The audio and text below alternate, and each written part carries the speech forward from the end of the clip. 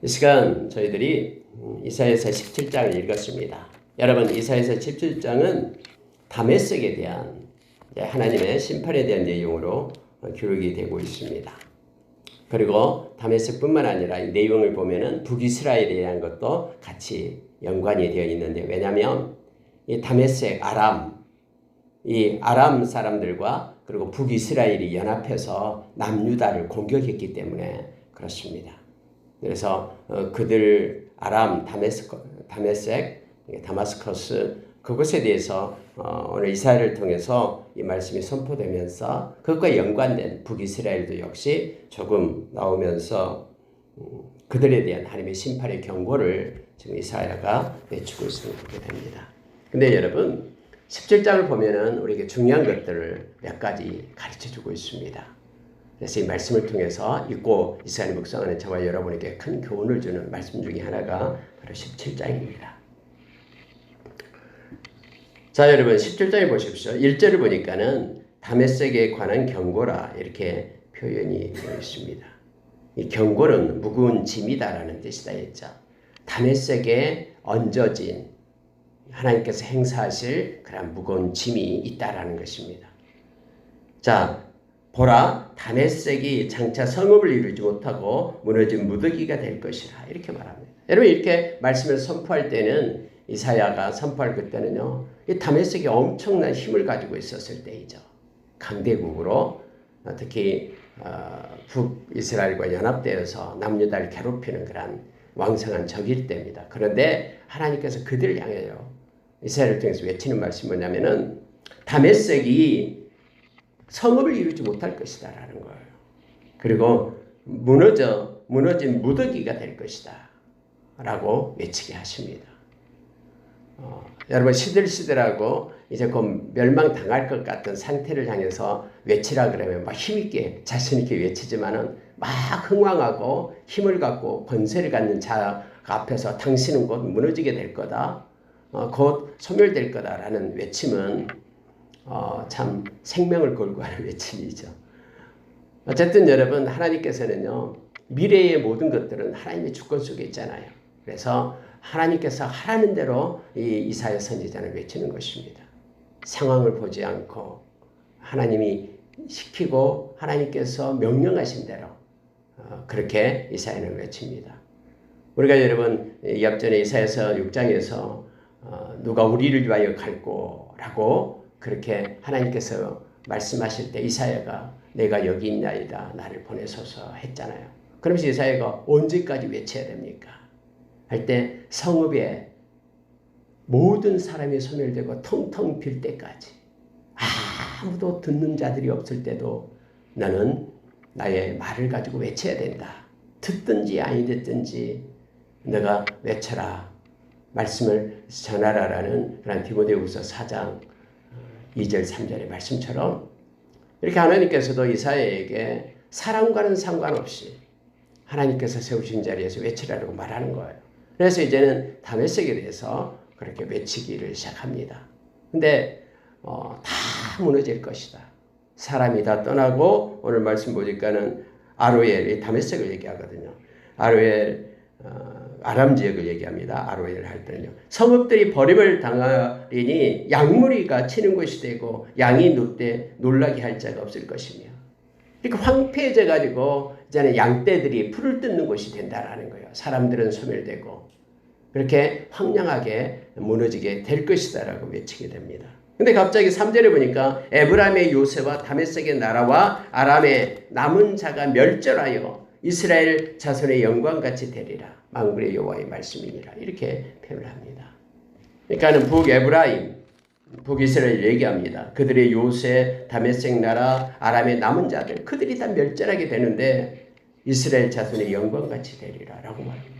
아니 여러분, 이스라엘 자손의 영광이 뭡니까? 그들이 하나님을 떠나가지고 하나님의 책망을 받게 된다라는 거예요. 그들의 영광은 사라지고 우리가 잘 아는 아수르에게 지배를 받고 또 바벨론에게 지배를 받고 끌려가게 되잖아요. 그와 똑같이 그들이 다 남은 자들마저도 멸절하게 될 것이다 하면서, 그럼 이스라엘 자손의 영광이 뭐냐 해서 이제 4절로 넘어가는 거예요. 그날에 야곱의 영광이 쇠하고 그의 살찐 몸이 파리하리니 이렇게 표현합니다. 여러분, 왜 야곱의 영광이 쇠하고 그의 살찐 몸이 파리하게 됩니까? 그날이에요. 하나님의 심판이 있고 책망이 있는 그날이요. 밑에 나오면은 밑에 하나님께서 그 이유를 설명하고 있습니다. 자, 그게 바로 10절이에요. 10절과 연관이 됩니다. 그날에 그 견고한 성읍들이 옛적의 이스라엘 자손 앞에서 버림받은 숲풀 속의 처소와 작은 산 꼭대기의 처소같이 황폐하리니 이는 10절이 중요하죠. 이는 네가 네 구원의 하나님을 잊어버리며 내 능력의 반석을 마음에 두지 아니한 까닭이라 이렇게 말합니다. 왜 야곱의 영광이 이렇게 파리해지고 쇠하게 되었냐면은 하나님의 백성들이 마땅히 하나님의 백성들이 하나님을 기억해야 되는데 하나님을 생각 속에서 집었다라는 거예요. 그리고 마음 가운데 능력의 반석을 두지 않았다라고 말합니다. 하나님은 우리의 능력의 반석이 되십니다. 근데 그 반석 되신 하나님을 마음에 두지 않고 그 마음의 중심에 다른 걸 두었다라는 거예요. 그리고 생각 가운데 하나님을 잊어버렸다라고 말합니다. 여러분, 우리가 성령에 충만합니다라고 말할 때는 우리의 생각을 장악하는 것이 성령님이십니다. 우리의 마음에 능력의 반석 되신 분이 우리 성령님이셔요. 그래서 우리의 마음에 그러한 성령님이 중심이 되어서 우리가 성령의 인도하심을 받아야 되고 우리의 생각 가운데 우리 주님의 생각으로 가득 채워져서 주님과 함께 연합되고 동행함이 있어야 되는 것. 이것이 바로 성령의 충만함의 모습이죠. 근데 여러분, 이것이 없다라는 거예요. 이것은 여러분 보여지지 않아요. 겉으로는요 그럴싸해요. 막 성전에서 가서 예배하고 하니까 정말로 하나님을 섬기고 그럴싸해요. 그러나 하나님은 지금 중심을 보신다라고 말씀하고 계시잖아요. 나는 너의 생각을 보고 너의 마음을 본다 라고 지금 말씀하고 있는 거잖아요. 너의 마음의 정말로 중심에 능력의 반석이 없다라고 말합니다. 능력의 반석이 마음의 반석을 마음에 두지 않았다. 마음의 중심에 다른 걸 두었다라고 말하고 있습니다. 특히 여러분, 우리가 잘 알고 있는 마태복음 6장 24절 이하에서 이 마음의 중심에 하나님 역할을 하는 것이 있다고 얘기하죠. 그것이 곧 두 주인을 섬길 수 없다 하면서 탐욕이다라고 얘기합니다. 이 탐욕을 마음에 두면은 탐욕이 곧 우상숭배라고 골로새서 3장 5절에서 우리에게 말씀해 주죠. 그러니까 땅의 지체 중에서요, 이 탐욕이 마음의 중심을 붙잡아 버리면요, 하나님이 도구가 되어버립니다. 하나님이 자기의 욕심을 챙길 도구가 되는 거예요. 그래서 하나님 왜 나를 안 도와줍니까 하면서 하나님 앞에 불평하고 원망하고 또 뭔가가 더 풍성함이 자기에게 주어지면 하나님은 없어요. 그 풍성함에 취해가지고 그 물질이 영혼을 향해서 내 영혼아 쉬어라. 내가 쌓은 그 물질이 너를 쉬게 할 것이다. 라고 어리석은 부자처럼 그렇게 하나님을 두지 않는 거예요. 자, 여러분, 이게 이제 17장이요. 다메섹에 대한 하나님의 경고인데 불구하고 그들이 그렇게 야곱의 이스라엘 자손의 영광같이 그렇게 되리라. 북이스라엘이 이제 멸망을 당하고 아수르에 의해서 멸망을 당하고 그들이 얼마나 어렵고 힘든 그런 기근의 때를 맞았냐면요. 우리가 잘 알잖아요. 성경에 나왔듯이요. 자기의 자녀를 잡아먹는. 그래서 배를 채우는. 오늘은 내 자식 잡아먹고 내일은 또 다른 자식 잡아가지고 같이 먹는. 그런 때까지 가버리잖아요. 그리고 디아스포라로 곳곳에 흩어지게 됩니다. 이스라엘의 영광같이 된다라는 말합니다. 야곱의 영광도 쇠하고 살찐 몸이 파리하리니 이렇게 말합니다. 심지어 여러분 이렇게 됩니다. 5절 보십시오. 마치 추수하는 자가 곡식을 거두어 가지고 그의 손으로 이삭을 벤 것 같고 르바임 골짜기에서 이삭을 치운 것 같으리라. 그래서 다 추수가 끝나고 황량한 벌판처럼 그렇게 황폐한 지경에까지 이르게 된다라고 표현하고 있음을 봅니다. 6절은 반전입니다. 그러나 그 안에 죽을 것이 남으리니 감람나무를 흔들 때에 가장 높은 가지 꼭대기에 과일 두세 개가 남은 같겠고 무성한 나무의 가장 먼 가지에 네다섯 개가 남은 같으리라. 이스라엘 하나님 여호와의 말씀이니라. 그러나 그 중에 소수 몇 개만 렘넌트로 남게 된다라고 말합니다. 여러분 이사야서는 특별히요 남아있는 남는 자에 대한 사상이 있죠. 궁극적으로 이렇게 이사야를 세워서 하나님의 말씀을 외치게끔 한 이유가 그 남는 자를 위해서, 남는 자는 회개하고 하나님께로 돌아오고 구원받은 자를 나타내고 있음을 보게 됩니다. 바로 거룩한 씨를 말하고 있는 것이에요. 그래서 여러분 이사야 곳곳에는요 멸망이 아무리 이루어진다고 해도 남는 자가 있다라고 표현하고 있습니다. 우리가 여러분 뭐 과일을 거두고 할 때 또 율법에도 그렇습니다만은 이렇게 추수를 할 때 한쪽 귀퉁이는 이렇게 남겨놔라라고 얘기하잖아요. 그것은 이방인들, 고아와 가부들 이삭을 떨어졌으면 이삭을 절대 줍지 마라. 막 매몰차게 싹싹 쓸어서 가져가지 말고 이삭을 그냥 버려둬라라고 얘기합니다. 그러면은 가난한 자들이 그걸 와서 주워가지고 연명하게끔. 그리고 나무에 과일을 딸 때도 우리도 옛날에 뭐 까치밥이라고 몇 개 남겨두잖아요. 걔들의 몫이다라고. 그것처럼 이처럼 아무리 황폐한 땅 그래도 하나님께서는 남는 자를 남긴다라고 말합니다. 거룩한 씨앗들을 그루터기들을 남겨서 지금까지 온 거예요. 그래서 저와 여러분이 그들을 통해서 이어진 그리고 예수 그리스도가 이제 그들의 통해서 오셨고 예수 그리스도의 복음을 가지고 저와 여러분에게까지 열방에까지 생명이 뿌려져서 저와 여러분이 바로 예수 그리스도의 생명을 가진 자로 지금 서게 된 것입니다. 자, 7절 내려가겠습니다. 그날에 사람이 자기를 지으신 이를 바라보겠으며 그의 눈이 이스라엘의 거룩하신 이를 뵙겠고. 보십시오. 하나님의 심판의 때가 될 그날 다 추수하고 황량한 빈 그런 벌판 같은 몇 개만 남아있는 그 과일도 먼 가지에 있는 몇 개만 남아있는 그날을 얘기하고 있는 거죠. 근데 그날에 이제 남아있는 그들이 하나님을 바라보게 된다라는 거예요. 7절 보시기 바랍니다. 다시요. 사람이 자기를 지으신 이를 바라보겠으며 그의 눈이 이스라엘의 거룩하신 이를 뵙겠고. 여러분 하나님은 이걸 원하십니다. 하나님은 수없이 많은 이들이 수많은 모래알 같은 이들이 하나님을 버리고 생각 속에서 지우고 마음의 능력의 반석이신 하나님을 버리고 자기 마음대로 살아가는 것을 원하지 않습니다. 다 그들이 책망받고 심판받아 없어진다 해도 소수만 남는다고 해도 하나님께로 돌아오는 자, 마음의 중심에 하나님을 사랑하는 자들을 하나님은 원하시고 계심을 알게 합니다.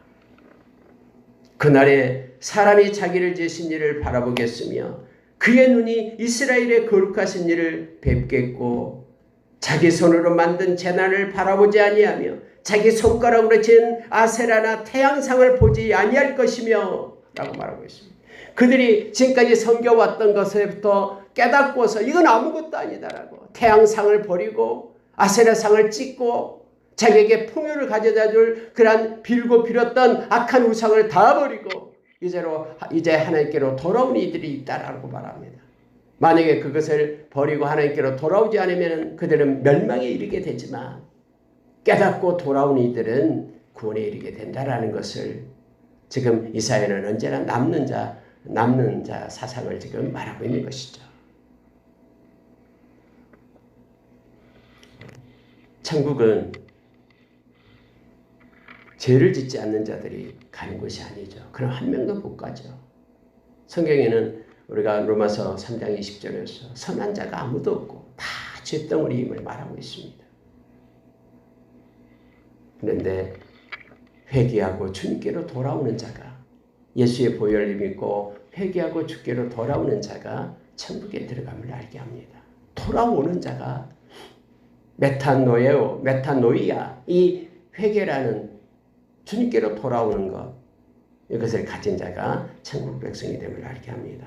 여기서도 남는 자에 대한 자기를 지으신 이를 그때서 깨닫고 바라보고 이스라엘의 거룩한 일을 뵙는 이들이 있게 될 것이고 그들을 통해서 하나님은 구원을 베푸심을 알게 합니다. 여러분 9절에 보십시오. 그날에 그 견고한 성읍들이 옛적에 이스라엘 자손 앞에서 버림받은 숲풀 속의 처소와 작은 산 꼭대기 처소 같아서 황폐하리니 견고한 성읍들 인간이 세운 유토피아가 바벨탑이 그렇게 견고하게 보였던 그들이 황폐하게 될 것이다 라고 말합니다. 이는 원인을 얘기합니다. 다시요 10절이요. 구원의 하나님을 잊어버렸다라고 말합니다. 여러분 하나님을 잊어버리고 행했던 모든 것들 능력의 반석 대신 주님이 마음속에서 지우고 행했던 그 모든 것들은 아무리 아름답게 쌓아 올려도요 그것들은 황폐하게 됩니다. 우리 주님께서 이사야서 55장에서 우리 하나님께서 그렇게 말하죠. 하나님께로 돌아오라라고 외칩니다. 너희는 와서 값없이 젖과 그리고 포도주를 사라라고 말씀합니다. 하나님께로부터 산 젖과 포도주 그것이 바로 배부르지 못할 양식이 아니라 영원한 양식이 됨을 말하면서 돌아오라라고 우리에게 말씀하시죠. 값없이 와서 살아라고 우리에게 말씀합니다. 마태복음 11장 18절에서 예수님께서 수고하고 무거운 짐진 자들아 다 내게로 오라라고 주님은 우리를 부르고 계십니다. 주님 안에 있을 때만 우리가 이렇게 생명을 얻고 참된 구원을 얻게 됨을 알게 합니다. 그러나 주님 밖에 있을 때는 아무리 우리가 쌓고 노력하고 했던 그 모든 것들이 배부르지 못할 양식임을 우리로 하여금 알게 합니다. 그래서 여러분 우리가 요한복음 6장에서 예수님께서 예수님을 따르는 많은 무리들을 향해서 그렇게 말하잖아요. 배부르지 않는 양식을 위하여 일하지 말라. 그러니까 그들이 다 알아요. 그게 뭔지. 그래서 하나님의 일이 뭡니까? 라고 묻습니다. 예수님께서 하나님의 일은 그가 보낸 자를 믿는 것이 하나님의 일이다. 이 말이 무슨 뜻입니까? 하나님께서 보내신 예수 그리스도 안에 들어오는 것이 배부르는 음식이고 영원한 음식이다라는 거, 양식이다라는 거. 하나님이 보내신 예수 그리스도를 믿는 거, 예수 그리스도 안에 있고 예수님을 영접하지 않는 그 모든 것들은 다 이렇게 허망하고 결국은 무너진 황폐만이 그를 기다리고 있다는 것을 말하고 있습니다. 여기서도 역시 그렇게 말합니다. 구원의 하나님을 잊어버리고 능력의 반석을 마음에 두지 아니하는 그래서 그들은 모든 처소가 그들의 견고한 성읍들이 다 하나님의 때에 황폐하게 될 것을 말하고 있습니다. 그러므로 네가 기뻐하는 나무를 심으며 이방의 나무 가지도 이종하는도다. 네가 심는 날에 울타리를 두르고 아침에 내 씨가 잘 발육하도록 하였으나 근심과 심한 슬픔의 날에 농작물이 없어지리라. 여러분 보십시오. 마음에 하나님을 두지 않고요. 생각 속에서 하나님을 잊어버리고 살아가는 자기의 능력과 자기의 능력으로 자기의 힘으로 살아가는 자기의 경험으로 살아가는 그들 네가 기뻐하는 나무를 심는다라는 거야. 자기 마음대로 자기 인생을 경영하면서 네가 원하는 나무를 심어봐라. 이방인에게서 가져온 나무까지도 이종해봐라. 저 큰 강대국이 섬기고 있는 신들 그들이 추구하고 원하고 있는 그런 삶의 방식 그걸 가지고 와서 마음에는 하나님이 없고 생각에는 하나님 없이 그것들을 모방해서 한번 살아봐라. 심어봐라 라고 얘기합니다. 그것을 심으면서 들짐승이 먹지도 못하게끔 울타리를 두르고 아침에 나가서 그 씨앗이 잘 발육되었는지 살펴보고 열심을 내고 아침 일찍부터 늦게까지 한번 열심히 해봐라. 그런데 그것의 끝자락에서는 큰 성읍 경고에서 너를 위로하고 너에게 큰 것을 줄 것 같지만 근심을 줄 것이고 심한 슬픔의 날이 될 것이다. 네가 추구하고 원하는 목표, 계획하고 꿈꿨던 그러한 농작물 없어지리라. 왜요? 하나님이 개입하시기 때문에요. 그들이 섬기고 원하는 그러한 신들은 우상숭배는 거짓이고 가짜고 아무것도 아니고 모든 것의 주권자 되신 분이 우리 하나님이시기 때문에 너에게는 오히려 너희들의 그러한 수고와 열심이 오히려 여기 말하는 근심이 될 거고 심한 슬픔 가운데 있게 될 것이다. 아무것도 아닌 것이 될 거다라는 거예요. 하나님이 개입하시고 하나님이 함께 하시기 때문에 농작물이 없어지리라 라고 말합니다. 여러분 우리가 예수 그리스도를 떠나면요 아무것도 아니다라고 우리가 요한복음 15장 5절에서 말씀합니다. 그래서 우리 마음 가운데 예수 그리스도가 계시고 우리가 예수 그리스도 안에 있는 것이 믿음의 신비임을 우리로 가르쳐주고 있죠. 그리고 요한복음 15장 7절에 가서는 내 말이 너희 안에 거하면 무엇이든지 원하는 대로 구하라 라고 우리에게 말합니다. 결국 우리의 마음 가운데 그리스도의 말씀, 하나님의 말씀을 가지고 살아가는 것이 믿음임을 우리가 말하게 합니다. 자 여러분 12절부터 14절까지 보고 마치겠습니다. 12절에 보십시오. 우리 같이 한번 읽겠습니다. 12절부터 14절. 슬프다 많은 민족이 소동하였으되 바다 파도가 치는 소리같이 그들이 소동하였고 열방이 충돌하였으되 큰 물이 몰려온 같이 그들도 충돌하였도다. 열방이 충돌하기를 많은 물이 몰려온 것 같이 하나 주께서 그들을 꾸짖으시니 그들이 멀리 도망함이 산에서 겨가 바람 앞에 흩어진 것 같겠고 폭풍 앞에 떠도는 티끌 같을 것이라. 보라 저녁에 두려움을 당하고 아침이 오기 전에 그들이 없어졌나니 이는 우리를 노력하는 자들의 몫이요 우리를 강탈하는 자들의 봉이니라. 아멘. 여러분 12절부터 14절을 묵상하면은요 세상이 요동하고 있는 것을 보게 되죠. 지금도 여러분 이스라엘은 전쟁 중에 있고 또 러시아와 우크라이나 전쟁 중에 있고 미얀마도 내전 상태에 있고 시리아 땅에도 깊은 내전 가운데 있고 있죠. 세상의 곳곳이 막 큰 물들이 충돌하고 있고 휩쓸어 가고 있는 것 같고 그렇습니다. 멕시코는 또 뭐 허리케인이 와가지고 뭐 곳곳이 지금 파괴되고 이러한 현상들은 마태복음 24장에서 나온 대로 마지막 때에 일어나는 현상들이죠. 근데 여러분 많은 민족이 소동하고요. 파도 소리가 막 엄청나게 소동하면서 들려온다라는 거예요. 열방이 충돌하고 그때나 지금이나 동일하게 이런 일이 있었음을 우리는 압니다. 많은 물이 몰려온 같이 그렇게 세상은 요란하지만 근데 오늘 말씀 가운데 13절에 보십시오. 하나님 그렇게 몰려온 같이 하나 주께서 그들을 꾸짖으시리니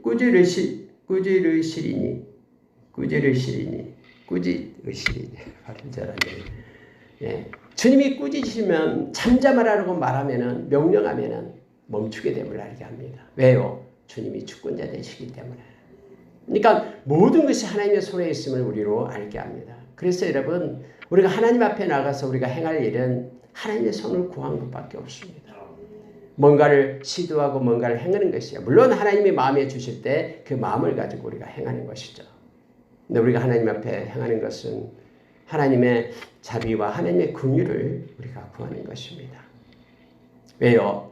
하나님께서 명령하면은 멈춰서고 회복되고 또 그러한 모든 것들이 해결됨을 알기 때문에 그렇습니다. 폭풍 앞에 떠도는 티끌 같을 것이라 라고 말합니다. 자, 그들의 멀리 도망함이 산에서 겨가 바람 앞에 흩어진 것 같겠고 하나님이 명령하시면은 겨와 같이 흩어지고요. 또 성경에서 폭풍 앞에 떠도는 티끌같이 그것들이 되리라라고 말합니다. 주권자 되신 하나님을 우리가 의지합니다. 우리 인생도 마찬가지고 우리 가정도 마찬가지입니다. 어떤 모든 문제의 해결은 우리 주님께 있습니다. 주님 안에 있기 때문에 우리가 주님의 이름을 부르면 됩니다. 그것이 과학적인 거기 때문에 뭐 신앙하고는 상관없다고요? 아니에요. 모든 인류의 역사의 끝자락에는 말씀을 가진 자가 그곳에 가 있습니다. 왜요? 모든 것들이 말씀대로 이루어지기 때문에. 어떤 사람은 착각합니다. 과학하고 기도는 서로 상반된 거다라고 말하는데 그렇지 않습니다. 과학은 점점점 하나님의 일하심을, 하나님의 살아계심을 밝혀낼 뿐입니다. 앞으로 과학이 발달하면 발달할수록 하나님의 살아계심, 하나님의 존재를 더 드러내게 되어 있습니다. 하나님은 실제이시고 하나님은 여전히 역사하시는 주권자 되시기 때문에 그렇습니다. 그래서 실제적으로 과학은 하나님이 창조하시고 만들어 놓은 것에 대한 발견일 뿐입니다. 스스로 행사되는 것이 하나도 없습니다. 현미경을 더 강하게 더 세밀하게 섬세하게 만들수록 하나님께서 만들어 놓은 작품에 대한 섬세함만 드러날 뿐입니다. 그래서 여러분 우리가 주권자 되신 우리 주님을 의지하면서 세상에 어떤 일이 이루어지든 우리는 하나님 앞에 엎드려 기도하며 말씀과 기도로 살아가는 자가 되기를 원합니다. 자, 14절 보고 마치겠습니다. 보라, 저녁에 두려움을 당하고 아침이 오기 전에 그들이 없어졌나니. 여러분 저녁에요. 막 두려움 가운데 있게 돼요. 세상이 이렇게 저렇게 충돌하고 이런 일이 일어나고 또 경제가 파산되고 여러 가지 일들이 일어난 의심과 두려움 가운데 있게 되지만 그러나 아침이 되니까 아침이 오기 전에 그들이 없어졌다고 말합니다. 하나님의 개입하심으로 하나님께서 하나님의 방법으로 이끄시고 해결해 주시는 하나님 되심을 알게 합니다. 하나님은요, 이 퍼즐 조각을 잘 하나님이 다 맞추시거든요. 우리가 가지고 있는 고난도 우리에게 유익하기 때문에 하나님께서 그렇게 우리에게 허락하신 것이고요. 그래서 여러분 앞으로 일어날 모든 일과 하나님의 걸 연결시키고 그래서 이제는 밤에는 막 어렵고 힘들고 고난 가운데 있지만은 아침이 오기 전에 하나님의 손이 개입하셔서 없어졌다고 얘기합니다. 이는 이유를 얘기합니다. 우리를 노력한 자들의 몫이요 우리를 강탈한 자들의 복이니라. 하나님이 개입하셔서 우리를 노력하고 우리를 강탈하는 그들에게 하나님이 행사하셔서 그들이 받을 심판의 몫을 그들에게 하나님이 주시고 그들이 가지게 될 그런 보응을 받게끔 합니다. 하나님은 진실하시고 하나님은 공의로우신 하나님이십니다. 그러니 저와 여러분이 악인의 형통함을 불허할 필요가 없습니다. 그들은 하나님의 때에 정한 때에 하나님의 심판이 임하게 됨을 알게 합니다. 다벳성 역시 너희들이 지금은 힘이 있고 강대한 것 같이 보이지만 하나님의 때에 황폐하게 되어서 너희들이 있던 그 자리가 양떼들이 풀 뜯는 자리가 되게 될 것이다. 그러나 하나님께서는 남는 자를 두게 되는데 그들 가운데도 역시 구원을 받을 자가 있다라고 말합니다. 주께로 돌아오는 자. 그렇게 이렇게 심판을 받는 이유가 아까 생각 가운데 하나님이 없고 마음의 중심에 반석에 능력의 반석을 버린 자, 두지 않는 자. 우리의 마음 가운데 예수 그리스도 반석 되신 예수님을 우리가 모시고 살아가는 사람들입니다. 예수 그리스도 우리의 마음에 있어 또 우리의 입술이 있고 우리의 생각 가운데 가득 채워지고 주님과 함께 동행하고 연합하는 저와 여러분의 삶이 있기를 원합니다. 그러면 세상이 아무리 요동한다 할지라도 주권자 되신 우리 주님과 함께하기 때문에 우리는 안전하고 주님이 주신 기쁨과 평안으로 우리의 삶을 살아갈 수가 있습니다. 또 성령의 활동이 일어나서 많은 열매를 맺어 주께 영광 돌리는 저와 여러분의 삶이 있기를 원합니다. 함께 기도하겠습니다.